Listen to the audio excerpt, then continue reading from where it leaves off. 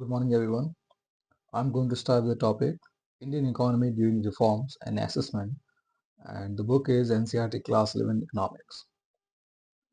So, during the reform period that started after the onset of LPG reforms, LPG means liberalization, privatization, and globalization, and that those reforms were initiated in 1991. So, उसके बाद का let's see the direction the economy took.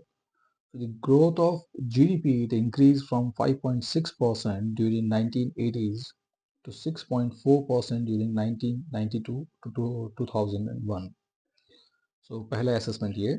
Then the growth of agriculture and industrial sector has declined, whereas the growth of service sector has gone up. ये second point UPSC के हिसाब से important है. So ये आप you can see the table here. Agriculture, it was growing at 3.6% during 1980 to 1991. Then after reform period, for the first 10 years, it actually declined by 0.3% to 3.3, and then it stagnated around 4%. Then let's have a look at industry. So before LPG reforms during the period of 1980 to 1991, it was growing at 7.1%, and it actually declined during the first decade of reform to 6.5%, and then it increased up to 9.5% and stagnated there. Then the services sector, it has been growing steadily, 6.7, say 8.2, and then 9.1. And overall GDP का score before the immediate decade before the LPG reforms, Indian GDP it was growing at 5.6%. Then after the first decade, it was growing at 6.4%, and then it grew at 8%. Then the opening of economy had led to rapid increase in foreign direct investment and foreign exchange reserve. So the foreign investment, which includes foreign direct investment, FDI, and foreign institutional investment, both of them, they increased from about 100 million in 1991 to $150 billion in 2003 and 4. So UPSC perspective say the first benefit of opening up Indian economy to the world, it was the steady increase of foreign investment, or ye data you can cite there. Then foreign exchange, they also grew from $6 billion in 1990 to 91 to 150 billion in 2004 and 5. So again, the third and fourth point, the foreign investment and foreign exchange reserve both increased. Then India was also became successful in as an exporter of auto parts, engineering goods, IT software, and textile during the reform period. On the other hand, the reform process has also been criticized for not being able to address some of the basic problems that were facing our economy, especially in the areas of employment, agriculture, industry, infrastructure development, and fiscal management. So, UPSC के perspective से, you can uh, add this criticism to balance out your answer. Then let's have a look at growth and employment trajectory. So the reform-led growth has not generated sufficient employment, क्योंकि the जैसे आपने statistics में देखा, the major benefits were in foreign exchange, foreign investment, and services. So इन तीनों को अगर देखें, so all of them are not labor intensive or labor led growth.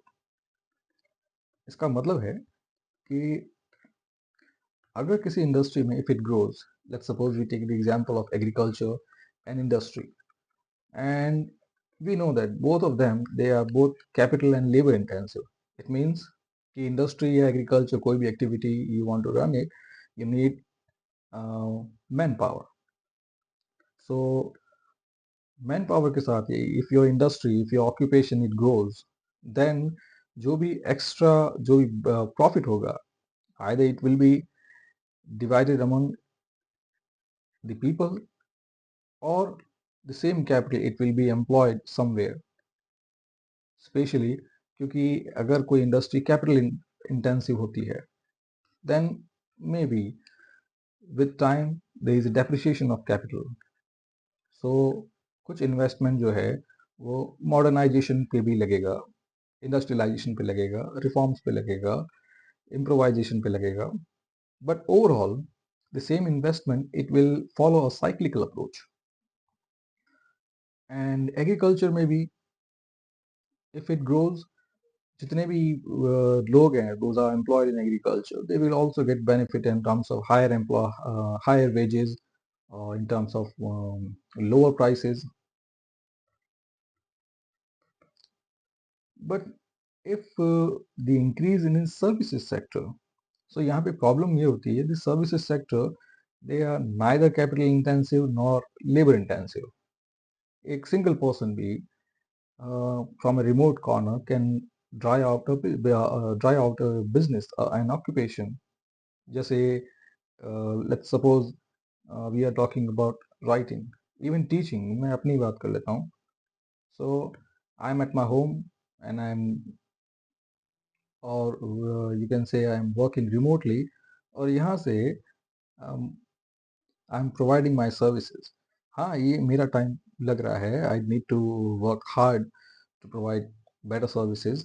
But other than that, energy intensive process ये कह सकते हैं, because it takes a lot of energy to charge the devices, to consume the data.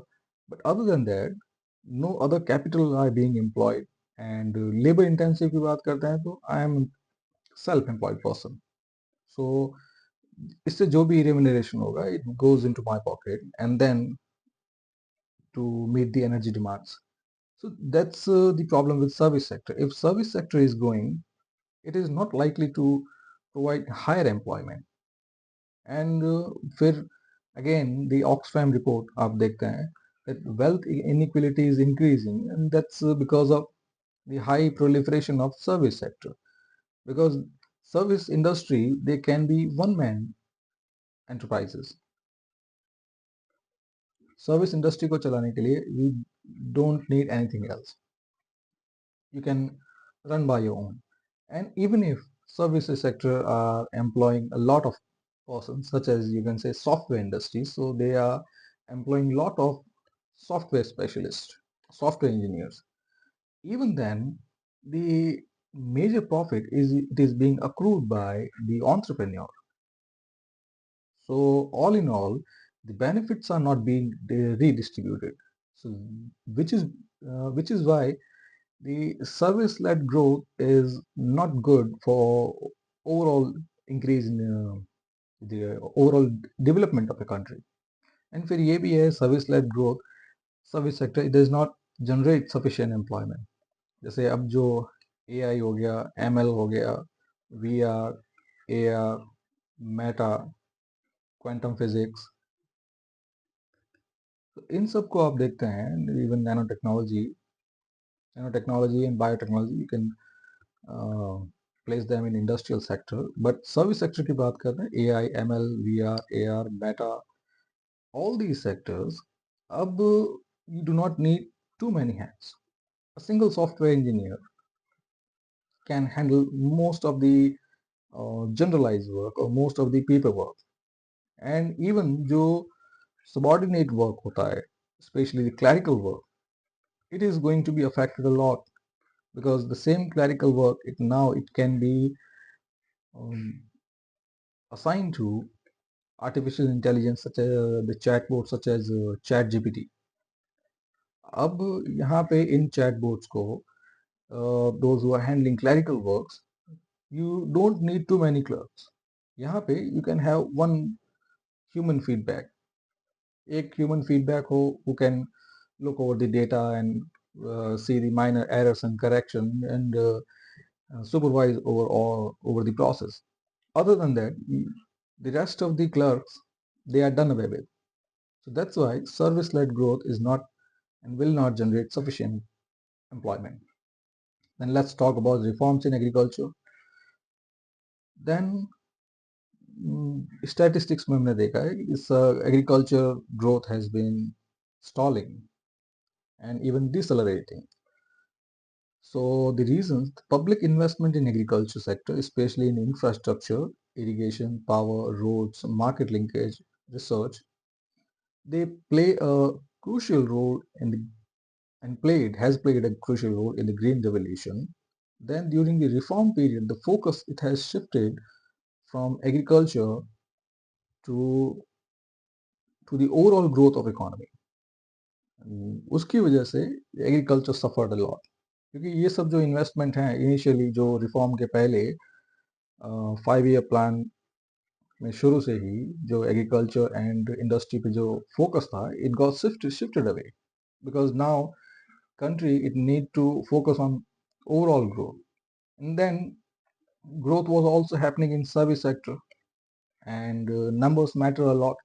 So the global level पे देखें तो India was projecting as a being projected as a high growing economy, but the reality जो extra पैसा है जो भी government के पास में एक्स्ट्रा रेवेन्यू आ रहा है, it was not going into, not channelizing into the growth of agricultural and industrial sector. Then further, the removal of fertilizer subsidy, it led to the increase in cost of production and affected small and marginal farmer. अब small and marginal farmer जो होते हैं, अब इस definition में small farmer वो होता है जिसके पास अप टू 1 hectare लैंड हो. 1 hectare is somewhere around 10,000 meters square. Then marginal farmer वो होता है जिनके पास 1 to 10 hectare लैंड हो.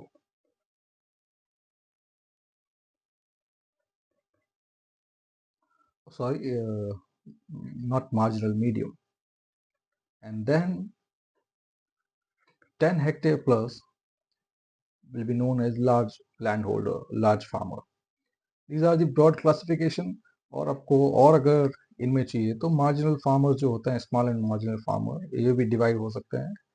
जैसे यहाँ पे मैंने small and marginal up to 1 hectare रखा है. So anyone holding less than 1 hectare will be known as marginal, and anyone holding 1 to 2 hectare will be known as small farmer.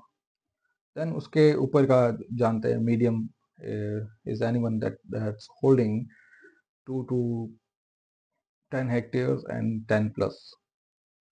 So liberalization में हमने देखा था that government needed to open up its economy, and उस opening up में ये है कि जितने भी protectionist measures थे, especially the fertilizer subsidy that was started during the green revolution, so that input cost of small and marginal farmer, input cost of agriculture in particular can come down.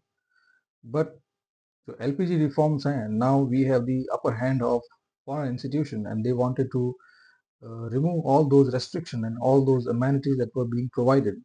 So fertilizer subsidy, when it was removed, it increased the cost of production, especially the small and marginal farmer. And India के agriculture की ये और problem है that around 80% of land holding are small and marginal.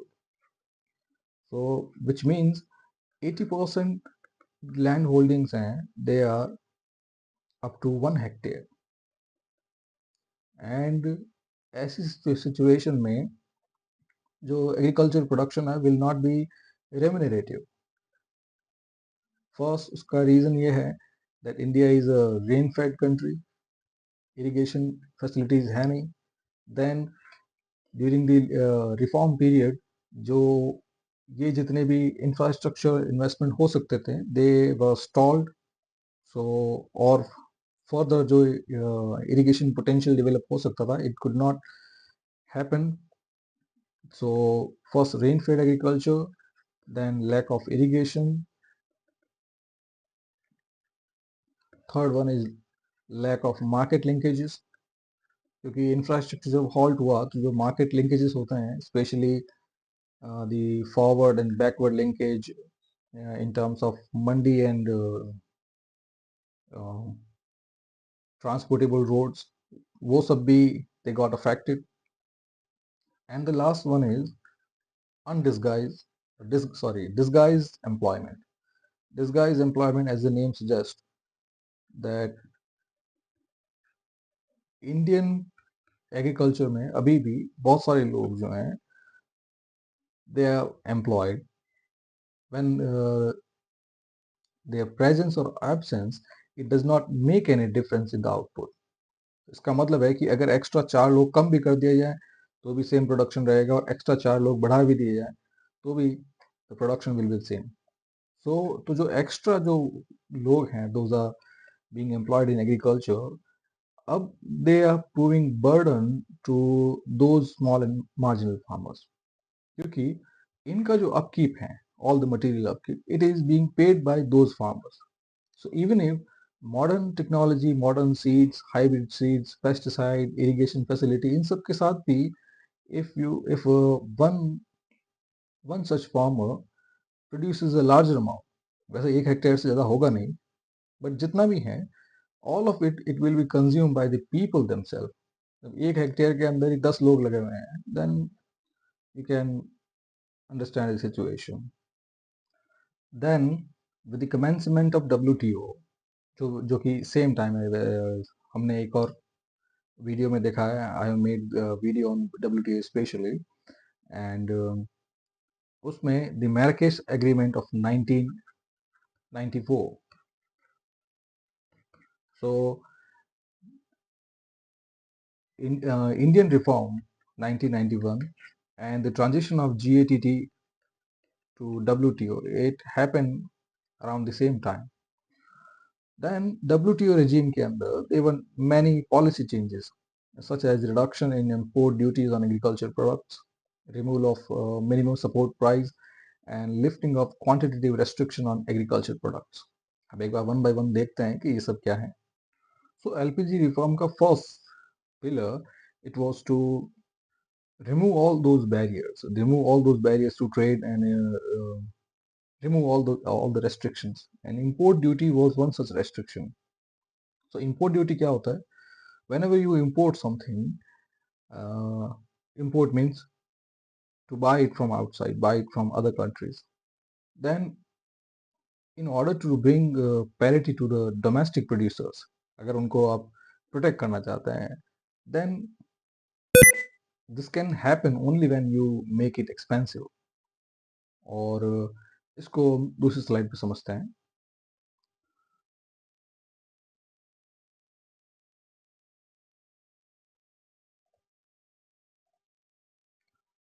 So same agriculture commodity, let's say A, and you have two sources. One is domestic source, the other is foreign source. Ab, when you buy something from outside, it is known as import.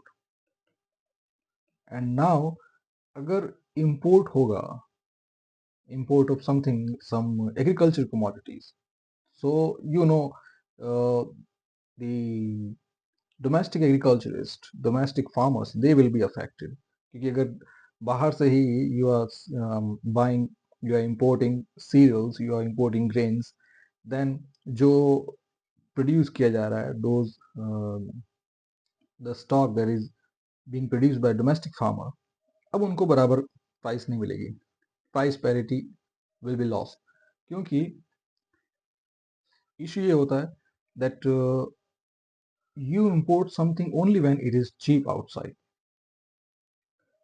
If you are in a place X and you are buying something that is thousands of kilometers away, and so this initiative will be taken only when what you are buying from outside is cheaper than what you can buy from domestic sources. So अगर बाहर से लेके आते हैं and that is cheap, तो जो domestic farmers हैं they will suffer. So ये price parity लाने के लिए you need to make those imports expensive. वो कैसे हो सकता है? Let's say same situation, domestic versus imports. अब now गेहूं, wheat, domestically it is being produced, it is being sold at 30 per kg, and imports they are selling it at 25 पर kg। सो यहाँ पे जो ट्रेडर्स हैं, क्योंकि मेन जो हमारे पास जो आता है कंज्यूमर के पास, we buy it from retail shop, and retail के पास आता है होलसेलर से, होलसेलर के पास आता है ट्रेडर से, traders, then wholesaler, wholesaler sell it to retailers, and retailers sell it to consumers. This is what happens usually. Now, those traders, they see the profit here, क्योंकि they buy in bulk, वो kilos में या hundreds में deal नहीं करते हैं, they trade. So trading, it's like exchange of commodities only on the basis of laws of demand and supply. और demand and supply पे डिपेंड करती है द प्राइसेस। सो यहाँ पे after the calculation they found that if they are buying wheat from Ukraine, it will be lot cheaper and they will benefit from it. So वो क्या करेंगे, they will import from outside. अब domestic producer जिनका जितना भी stock है, first it will suffer, then उनको loss के साथ या तो 25 में बेचो, या फिर ये सारा जो अनाज है थ्रो इट अवे, और कोई चांसेस नहीं। एंड फिर डोमेस्टिक सिचुएशन एग्रीकल्चर की, आई हैव टोल्ड यू कि many ills, first disguise employment, बहुत सारे लोग हैं, अराउंड 50% है population employed in agriculture. Then irrigation facilities है नहीं, जो प्रोडक्शन की टेक्नोलॉजी है it is also outdated. Then the fourth, most of them they are small and marginal farmer, unlike the farmers of import countries, जहाँ पे जैसे जो developed countries हैं वहाँ पे small and marginal farmer नहीं होते हैं, the agricultural land it is being pooled by many commercial houses, और वो एक साथ ही they pull up around 50,000 hectares। अब इतना बड़ा फार्म है on mass scale and they are producing it, generally they will employ machines and a fewer man, and plus उनकी government they are providing subsidies to such farmers। ऐसे में overall cost उनका बहुत कम हो जाता है। बट हमारे यहाँ पे because of many such ills, जो प्रोडक्शन है वो it is done at higher cost, और प्रोडक्शन अगर हाई कॉस्ट पे होगा तो बिकेगा भी हायर। और ऐसे में if you open up your economy to international market, then जो ट्रेडर्स हैं they will import the cheapest. So ऐसी सिचुएशन में डोमेस्टिक प्रोड्यूसर्स को प्रोटेक्ट करने के लिए government usually resort to import duties, and import duty is like making import expensive by imposing some taxes। तो उन्होंने देखा है कि डोमेस्टिक और इंपोर्ट में, डोमेस्टिक 30 पे बिक रहा है, इंपोर्ट 25 पे हो रहा है, ट्रेडर सारा इस पे लेंगे। इंडियन मार्केट में ये इंपोर्ट आने से पहले दे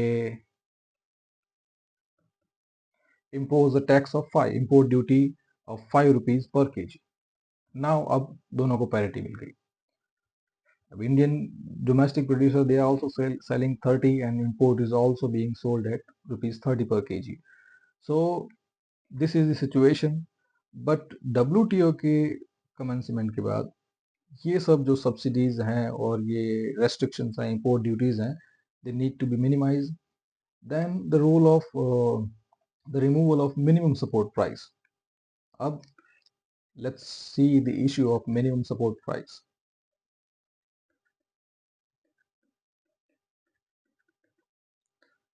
अब इसका बैकग्राउंड ये है, during the green revolution which was started during the 1960s।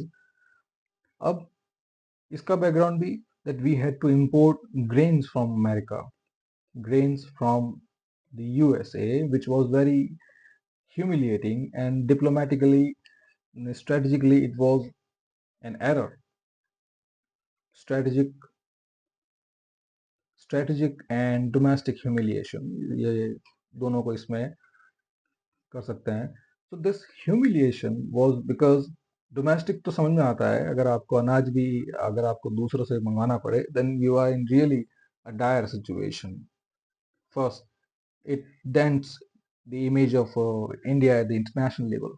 Then on the strategic level, which is, agar if some powerful country knows that you are in dire need of food grains and that you need to import it, so वो grain देने के लिए international arena, real is kind of anarchist arena.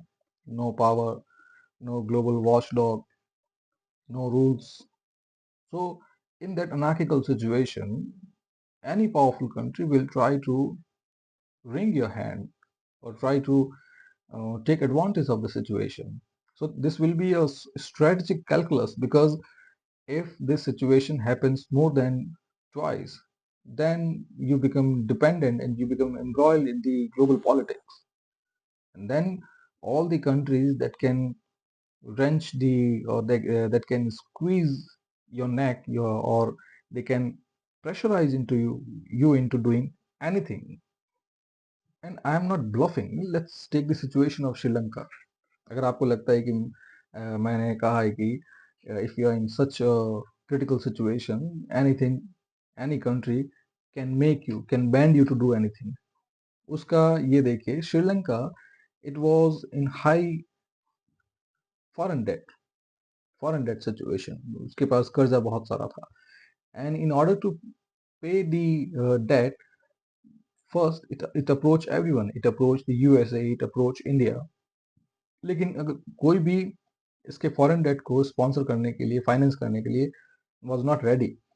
So China Sri Lanka ने क्या किया, it bought from China, it borrowed from China. China finance the foreign debt, but in condition of strategic port Hambantota, which was leased for 99 years. And आप जानते हैं कि China, if China is there, it's like the Begar situation during the medieval Indian time.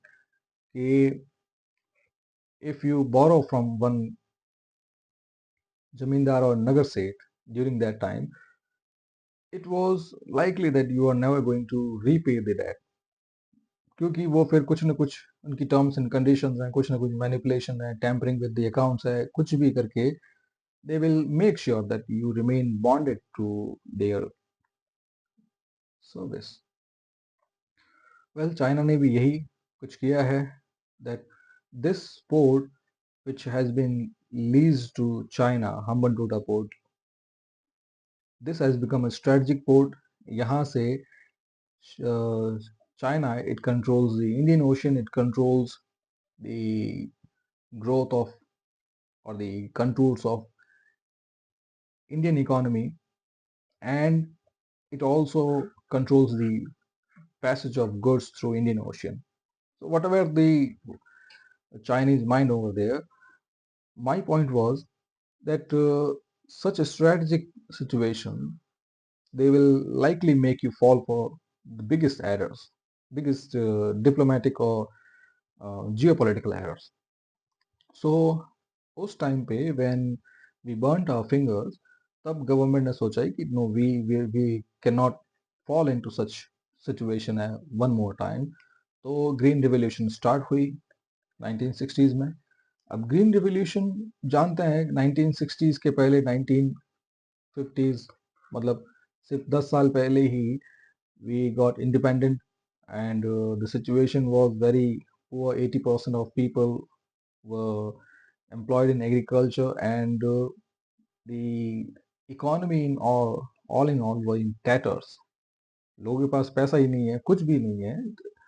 Every backbone of the then Indian golden bird, or every feather of the self-sufficient economy that was India called before the arrival of Europeans, all of those feathers, all of those pillars, all of those points, they have been knocked down by the Europeans, especially the British.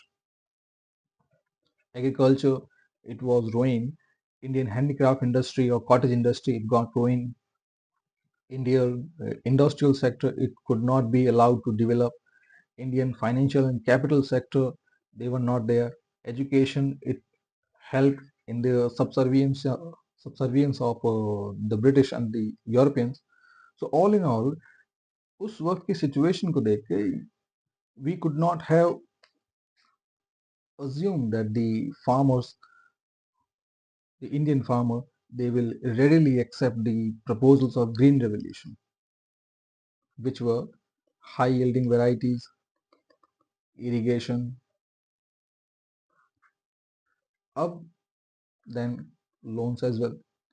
So mainly the high yielding variety and irrigation, और उसके बाद then the agriculture activity itself. अब Indian farmers को to nudge them towards accepting these new set of reforms, government को और भी बहुत कुछ करना था. Even after the loans were provided, irrigation facilities were provided, the the people were not ready. So because ये भी हो सकता है because they had seen the famines, they had seen the worst, और ऐसे में वो कहें कि हम लोग we are ready to grow the high yielding varieties with the right amount of fertilizer that you say, we are going to do anything, but what if the products, the produce, it is not being sold? Then क्योंकि उनको भी पता है, क्योंकि they had seen during 1929 and 1946 कि किस तरह से 1929 में ब्लाइट के वक्त, ग्रेट डिप्रेशन के वक्त जो फूड प्राइसेस हैं दे वर वेरी हाई, और उस टाइम इंडियन एग्रीकल्चरिस्ट जो है they were in high demand. Then again during the 1945 it was different situation. तो वो जानते हैं कि yes, demand and supply, the law of demand and supply, it works everywhere. And ऐसे में अगर उनके प्रोडक्ट की डिमांड नहीं है, सप्लाई बहुत ज़्यादा है, no demand higher supply, it means prices will crash. ऐसे में उनका प्रोड्यूस खरीदेगा कौन? फिर जो लोन लिए हैं वो भी तो चुकाने ही पड़ेंगे. So to avoid such situation, government came up with the minimum support prices, which is MSP, minimum support price, and assuration, guaranteed assuration by government that अगर कोई और प्रोड्यूस नहीं खरीदेगा तो इस पर्टिकुलर प्राइस पे your produce it will be bought by government. So इस assurance के साथ the farmers of that time, they were nudged into accepting the pillars of green revolution. So धीरे धीरे करके the MSP, it was extended to 24 crops. Mostly इसके जो benefits हैं they were accrued by wheat and rice, because यही staple हैं, बाकी तो इतने लार्ज अमाउंट पे not grown. Then the third, lifting of quantitative restriction. So quantitative restriction, as the name suggests, it is restriction on quantity. So ये भी था before LPG era, before during the license permit Raj period, to discourage any huge amount of import, they were placed quantity restriction, which means कि इतना ही आपको import करना है, इतना ही stock या इतना ही quota you can import from outside. So ये भी जो है quantity restriction, they were lifted. फिर जो last जो challenge इसमें था, that earlier जो भी produce होता था, it was for staple crops. Staple crops were produced, means जो खाई जा सके, staple or edible crops, those can be eaten. But जैसे ही 1991 reforms start हुए, the shift, it was from edible to cash crops because of export oriented policy strategy in agriculture. So edible से cash crop की तरफ transition या shift, it was the excuse me, first negative effect. And then second one, the shift from production for the domestic market to production for the export market, and especially in the cash crop. So this was the second negative effect. Then let's talk about reforms in industry, which we will discuss in the next video. Thank you very much. Kindly subscribe the channel.